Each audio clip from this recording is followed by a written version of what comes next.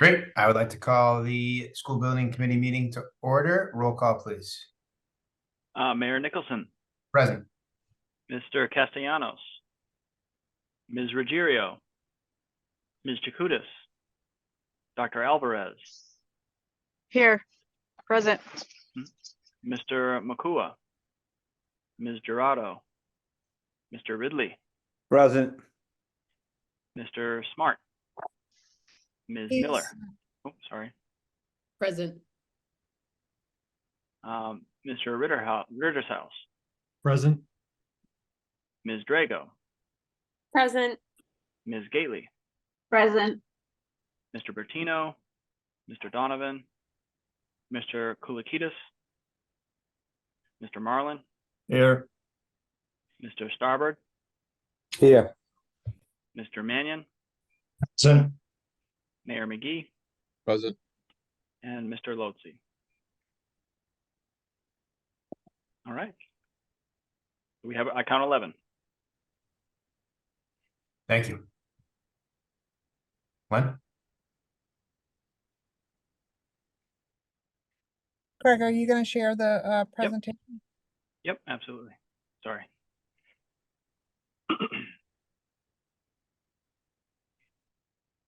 Sorry, everyone. I'm calling from my car tonight. But I'll walk you through the agenda. Next slide. We have a few administrative actions to take care of. The approval of the meeting minutes and a quick budget update. And then we have some design updates. We had the MSBA Board of Directors meeting today. And we will provide a permitting update as well as a design update, and review the schedule. Can everyone make sure they're on mute if they're not speaking? We're gonna have feedback, so just everybody please mute. I'll make a motion to accept the minutes. Second. All in favor? Aye. Aye. Aye. Ayes have it. For the budget update, you should receive this budget report in the monthly report packet that you received. We have committed 100% of the feasibility study and the advanced design development budget, and we have expended 32% to date, and we are 25% into the design development phase. And as I said, design development was advanced by 3 months to allow the permitting and overall construction schedule to remain on target. Next. We added $3,586,030 to the project budget to advance the design development. And this is again to really save this cost and increased escalation if we had waited and opened the school at a later date. Our cash flow is consistently tracking below projections as well. Next.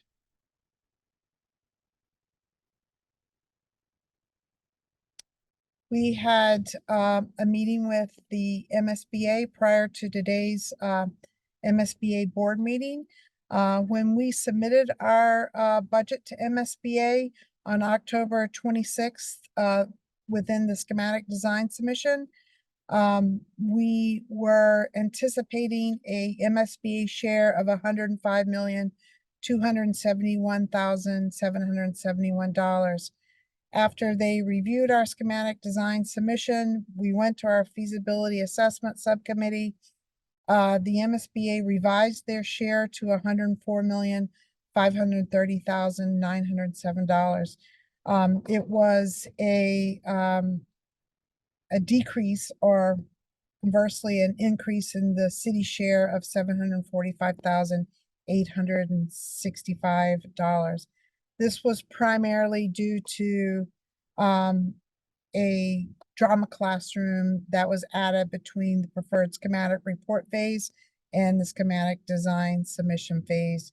MSBA, when they had we had agreed that we would have no ineligible spaces had not accounted for this change that they felt was made after they made the agreement.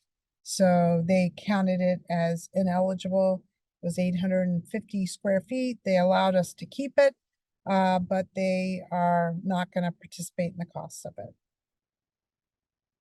On the plus Oh. side, though, they, All in all, it was a minimal change from what they approved today at the MSBA board meeting. Jean, you were going to say something? I was just gonna say on the plus side, they did count every other space in the building as eligible, which included the, I think it's 810 square feet for the community health. So, which typically is not reimbursable. It's also worth noting that the last time we broke out these numbers, I don't know, 6 weeks ago, the city share was $30 million higher, 25 to $30 million higher. So Yes, with MSBA's increase in the funding caps, the city received a large, significant benefit. And it actually put the project in the realm of being affordable to the city. Does anybody have any questions?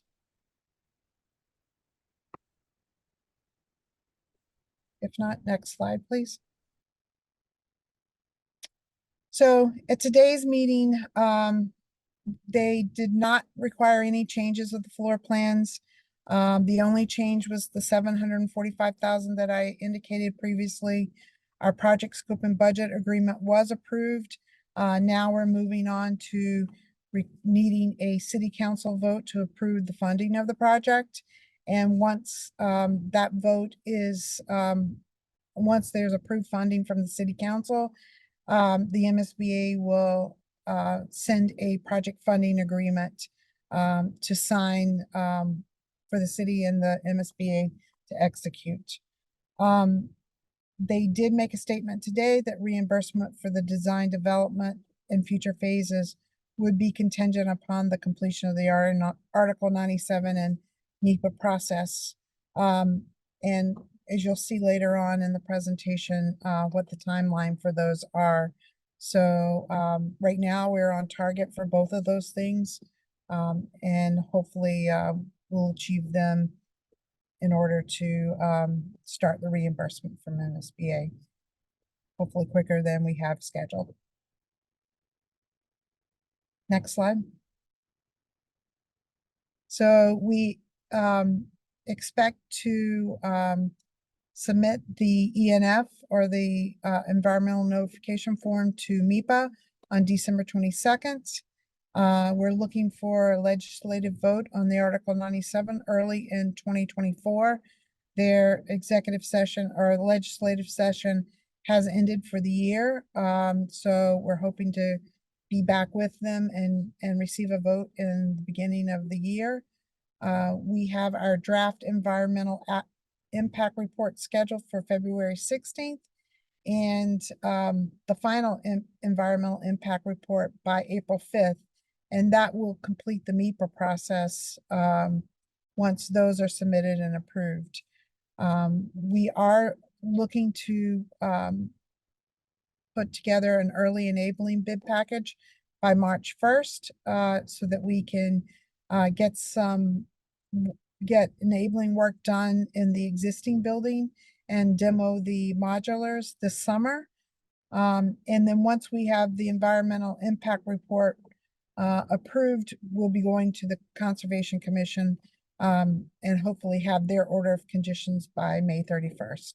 And with, again, like I said, the start of the enabling work of construction mid-June 2024. With that, I'll turn it over to Jean to talk about future steps. Sure. So we are just starting. It's not a lot of pretty pictures. Oh, Rich, you have your hand up. I'm sorry. So the Article 97, is that, do we have that drafted yet? What phase, I know they can't vote on it because they need a roll call, but is it ready yet? It has been submitted to the legislation. You do have it, okay. Yes. So what I was starting to say is, we're going into kind of the phase where we're doing the blueprints, quote unquote, kind of the technical drawings. So that Consigli can put prices on it and give us feedback, and we can adjust things as required to stay within budget. So we may not have a lot of pretty pictures. We've kind of done the design work to date. But we're starting what MSBA calls the final design module 6. And that's going to include 3 more submissions to MSBA. The first is design development, which is about 30% of, the final construction documents. And then we do a 60% submission of the construction documents, and then we do a 90%. And as part of all 3 of those, Consigli will be doing cost estimates, detailed cost estimates, which again will be working kind of hand in hand with them and making sure things stay within the budget. And when we make these submissions, MSBA sends it out to peer reviewers. So there's a technical review, and we'll get comments back and respond to those comments, and sometimes adjust our documents accordingly. So the purpose of this, what we're in right now, and what the city has funded with that $3 million amendment, is the design development portion. And as I said, we're kind of taking the design, the colored floor plans and the images we showed you and the site plan we showed you during the last, year, and turning those into reality. So what that means is that we're starting to define the exterior envelope of the building. For instance, the roof, the walls, the windows, things like that. There has been a new energy code issued within the last year, and it's very different than how we had to comply in the past. So you're going to have a very well insulated building, but we're working with specialized consultants to make sure that we can demonstrate to the code officials that this new building is going to comply with this new robust energy code. We're also starting to work with our structural and our HVAC engineers. As part of schematic design, we're required to lay out the building and figure out what it looks like and how it sits on the site, but we're not required to submit structural drawings and mechanical electrical drawings.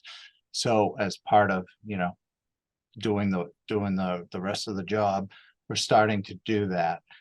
And as we start working with our structural engineer, there's going to have to be bracing, and we're going to have to make sure columns fall where they need to fall. So the plans will kind of, move a little bit here and there, and we'll update you with them, but we still need to maintain the spaces and the size of spaces. In the HVAC systems, we have to make sure we can fit all the equipment on the roof and have shafts that come down through the building and they don't interfere with the layout.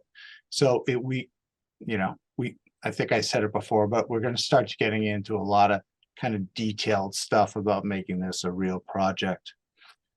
And then we're also, as part of this, as the building shifts a little bit to get the structure and the HVAC stuff in, our footprint may tweak a little bit, and, we'll use that with the final site design for all the permitting.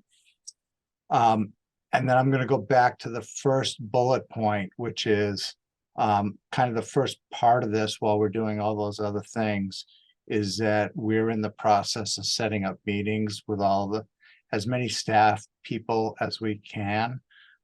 So that we want to review the room layouts that we've done so far based on the feedback we've had so far.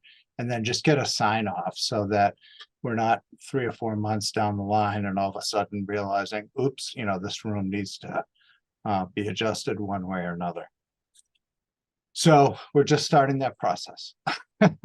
So And- as the different parts and components of the building come together, we'll be bringing it to the committee to give you an update of where the design development stands. But one thing I wanted to note too is in the coming month, we'll be talking more about the site and the development of the site. I know there's been questions about flooding on the site and different sorts of things. We're working with Woodard and Kern as well as Monadnock as a design consultant to RDA. And we are awaiting data on the various flood elevations for the various storm events. And once we have all the information in place, we will be doing and once we know what we can permit through MIPA on the site, we will be bringing a focused meeting to the SBC and the public regarding the site and the mitigation that will be possible on the site in terms of flooding and compensatory storage and things like that.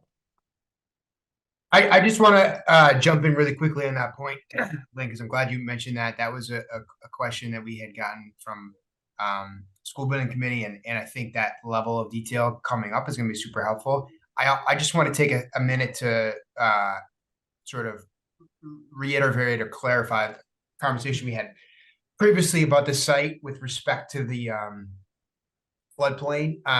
You recall that towards the end of our sort of submission conversation, we presented some changes to the site plan that had to do in part with the flood risk. And you recall that throughout this process, we've dealt with a change in the sort of designated floodplain by the federal government, and the city believes that the change went too far in terms of what the floodplain is.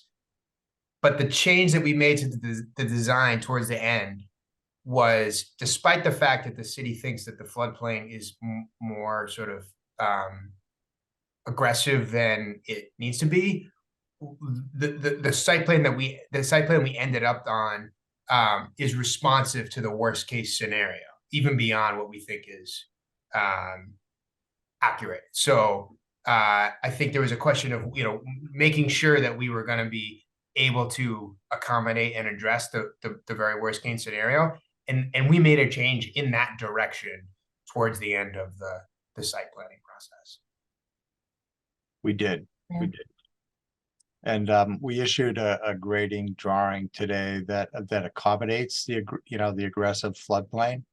So now it's a question of just going through the permitting process with it. And we'll have as Lynn said, we'll have more sort of detail on that. But if folks continue to have questions or thoughts on that, I just want to make sure that was I have a question on it, if I could. Yeah. Yep, please. Yeah, Gene, I only have the drawings from the last meeting that we had. It kind of went down. Yep. Didn't understand it. It kind of shows like the level, even with the parking lot, which before there was the retaining wall. Correct. And as I went through the other ones, it did show, it's hard for me to do this, but the floodplain actually encroaches on the front door entryway. It Right. looks like at this point, granted, there's no elevations on this, so Correct. that was a concern of mine with the floodplain right at the front door. We don't want to open a school and have it flooded. Yeah. Luckily we haven't had a hurricane or anything, but Yeah. so the elevation is going to change possibly. Yes, we know exactly where that line is, Tom, and we adjusted the height, the elevation, like where the ground floor of the building is, so that we're up above that.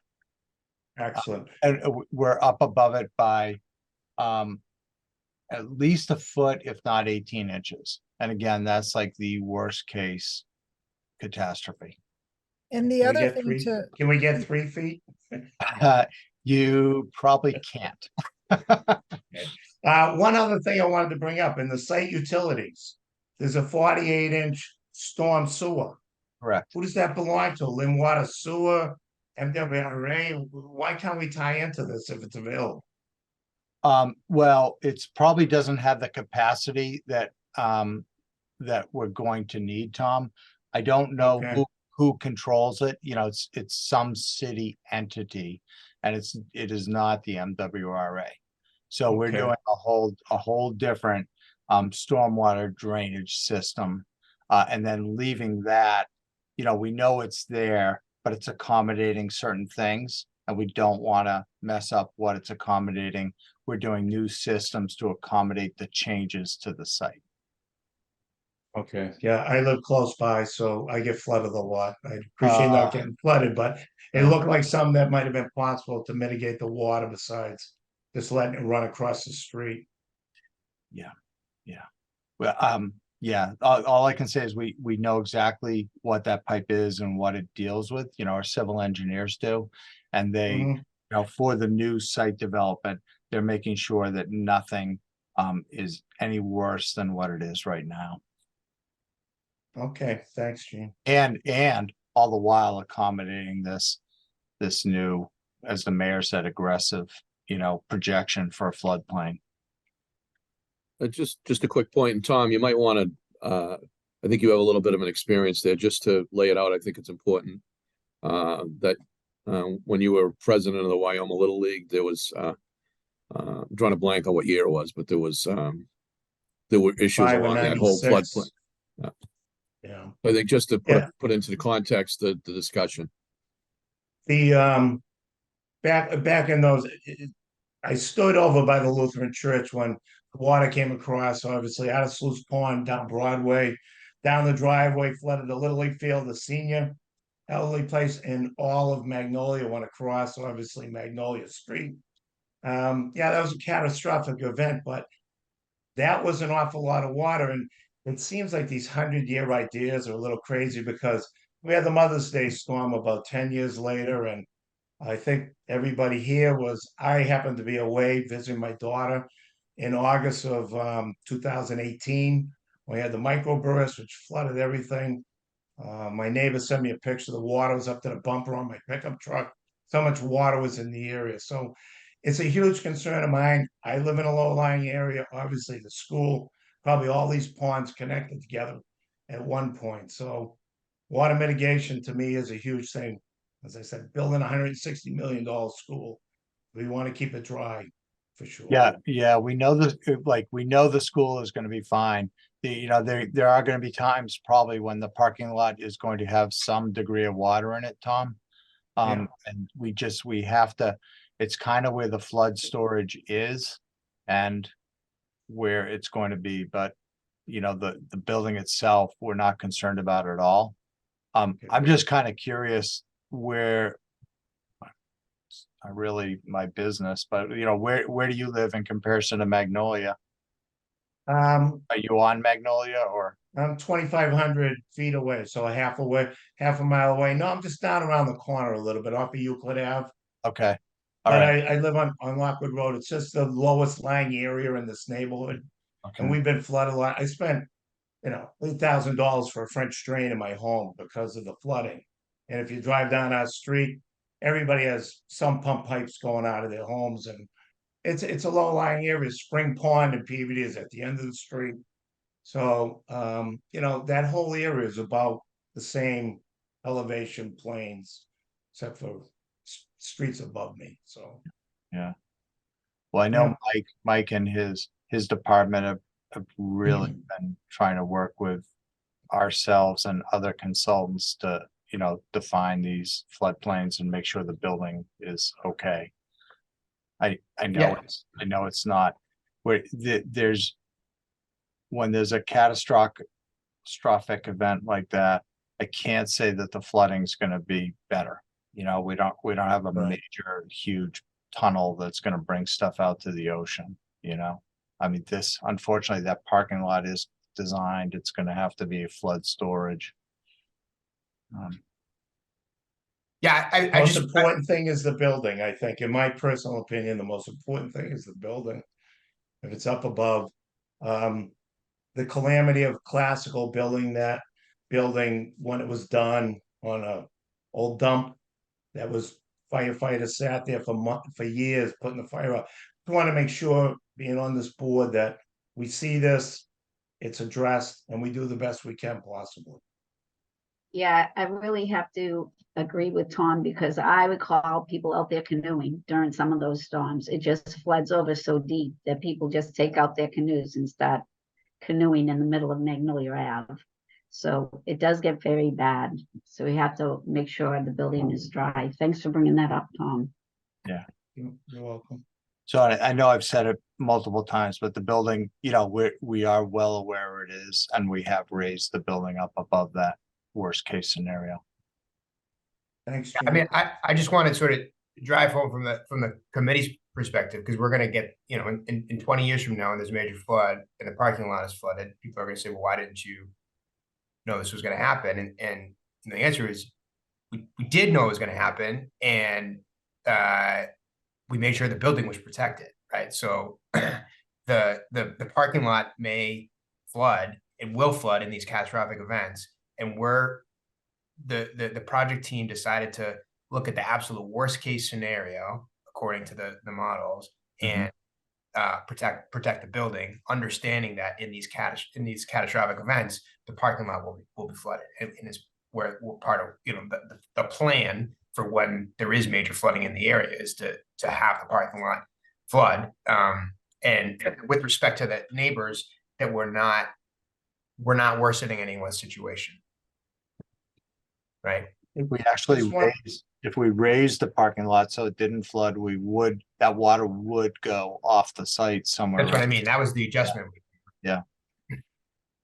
Just one last thing. I know Lynn Water and Sewer is doing a lot of storm main work around the entire city. I think eventually it's supposed to come this way.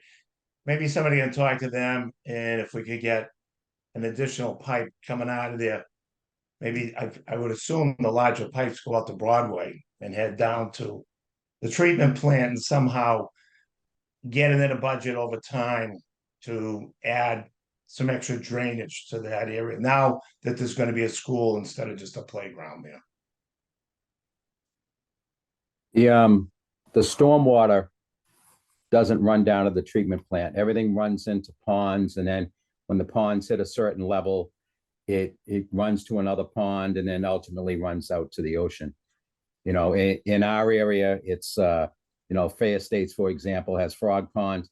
Stormwater runs into Frog Pond through the storm drains. That hits a level, it runs down into the floating bridge pond. When that hits a certain level, runs through the gates down Eastern Ave and out at the ocean. So that's kind of what happens there. One of the concerns that I have there at Magnolia Field is the sewerage backs up when we've got heavy rains and flooding there. And I don't know if that's going to be a continuing problem.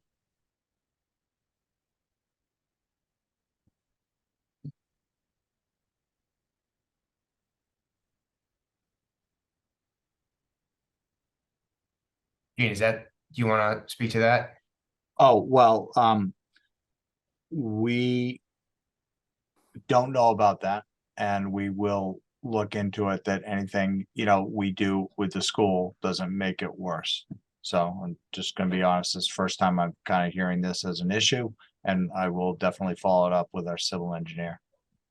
Yeah, when my kids were younger, my wife was president of the Magnolia Park Association. We used to have all kinds of events and movie nights and all down there. And then once we had a real bad storm and the sewerage backed up, that was the end. We started moving those events to the Sisson parking lot. Okay. Thank you for telling us.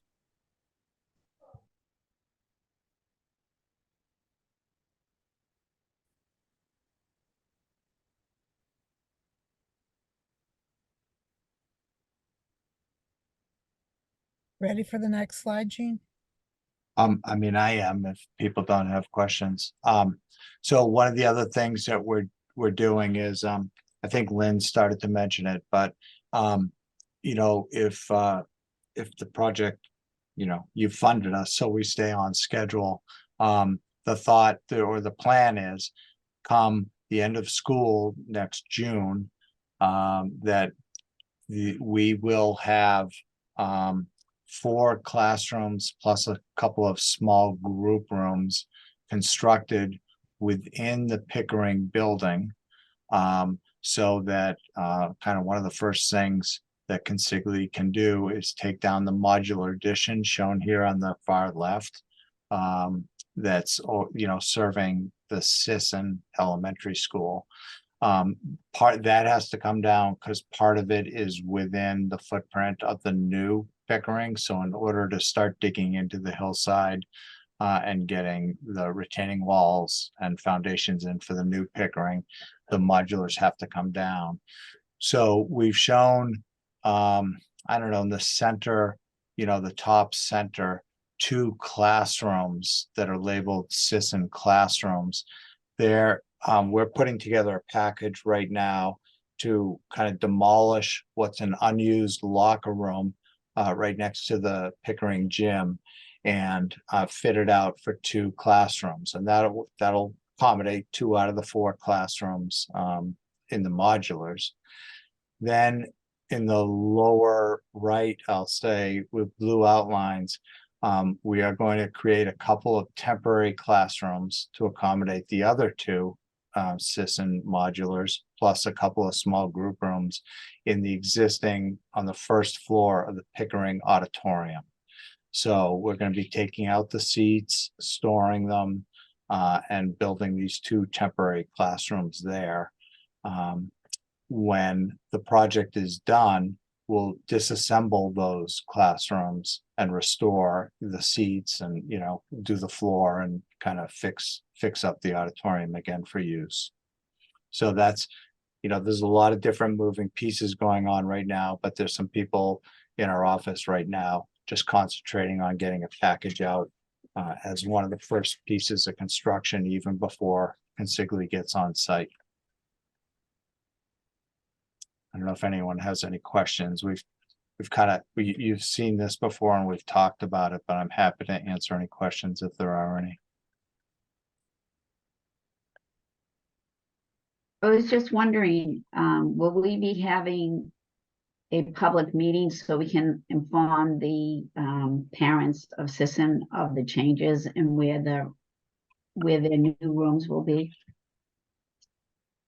Like, we sort of let everybody know when we're, you know, where we're putting the building for Pickering, but all the people at Sisson will be affected by the kindergarten will be affected by that change. So parents might be nervous about bringing their kids in. Where's their kid going? Where are they going to stay? They don't, when they do a tour, they do the tour as it is right now. So could we have some kind of a drawing showing them where everything would be and how nice it will be until the Pickering building is done? Yeah, we can definitely do that, Lorraine. And I also, I kind of misspoke a little bit that we're gonna give, you know, the locker rooms are the nearest space to the existing Sisson, right? And then there's 2 rooms within Pickering that are shaded in a light gray. They're not outlined in blue. And those are existing middle school classrooms. And we're going to turn those over to Sisson also. So the 4 classrooms that are shaded with a light gray are the closest to Sisson, and they will be Sisson classrooms. But because we took the 2 middle school classrooms offline, they're going to get replaced in the auditorium. So we're still cognizant about trying to keep a separation between the middle school and the elementary school kids. But I'm also going to say, if it's helpful as a handout or something you send out, you know, we're happy to provide some sort of graphic so that the administration can show the parents what's going to happen. That would be good. Communication is always good.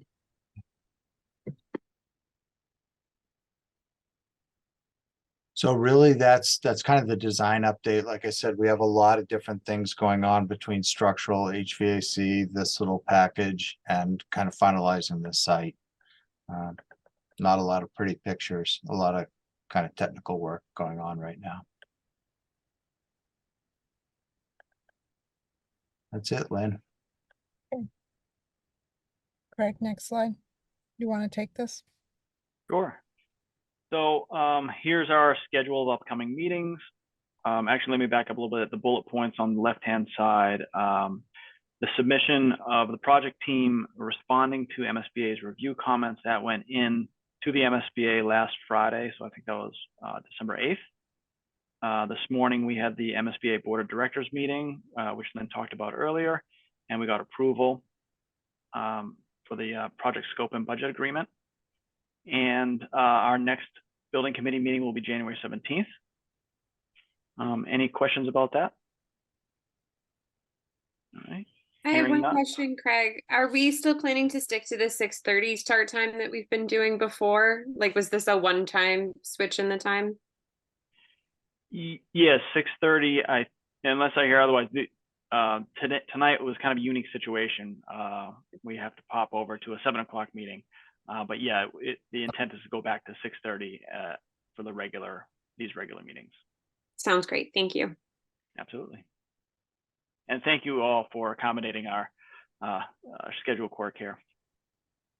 So next slide, we've got just the high level project schedule.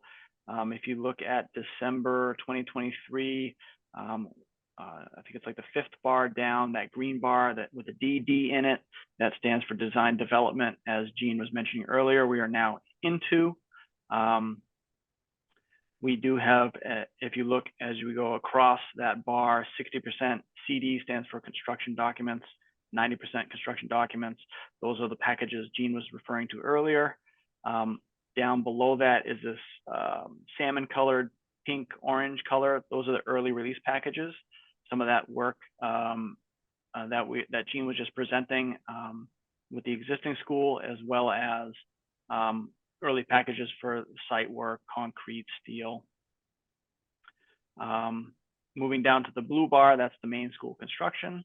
And the team is working hard to get the new school completed by the end of 2026. And so each one of these building committee meetings will update you on the progress. Any questions about the schedule? All right, hearing none. Just the closing that all the project information, our submissions to MSBA, and these videos are available for anyone in the public who's interested, both at the project website as well as our YouTube channel.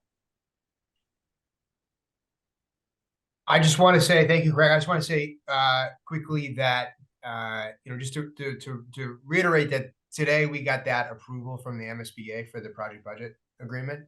So for a long time, for the last couple of months, we've been saying, things are looking good, but it's not official in terms of the funding. It's official now that's the budget that we're going to get. So that's a really exciting step forward for everybody. So thank you, everybody. Congratulations. Can I just make a comment related to that? Yes. I just want to congratulate Mayor. I want to congratulate you and the delegation for the real hard work that went into. I know there was a lot of wasn't clarity related to the numbers of what the final dollars were going to be, and the challenges we faced with the numbers. And with you and the delegation working it really hard, it made this project a reality. So I just want to congratulate that hard work that went on. There was meetings and really articulating how important the change would be to schools like this school and communities like Lynn. So I just want to lay that out there. I know that a lot of work went on to get to where we are, and now this really is making this project a reality. So it's really great news. So good job, and good job to the delegation. Thank you. I second that. Congratulations. Congratulations. I third it. And it's been very impressive to watch. It really has. And I also, whether he's looking for it or not, I just want to, I don't know, acknowledge that, Mayor McGee, we kind of figured out where this school probably should go a few years ago. And it's the last time we had a public hearing, I spent a little bit of time with him and said, man, it's unbelievable. 5 years later, here we are. So it's for the city, it's been a long journey, and you guys really closed it out well. So congratulations. Thank you. Thank you to this entire group. We really appreciate working with you all and all that we're doing together. So thank you. Super. Happy holidays. Happy Motion holidays. to adjourn. Happy holidays. Happy holidays. Happy holidays, whatever you Happy celebrate. holidays, Merry everyone. Thank Christmas. you all. Enjoy the season. Good morning, 1, 2, and 3. We are still missing a few people from that Thank you. zone. Good night. Bye. Hi. Congratulations, Night. everybody. Bye. Thank you. Good night.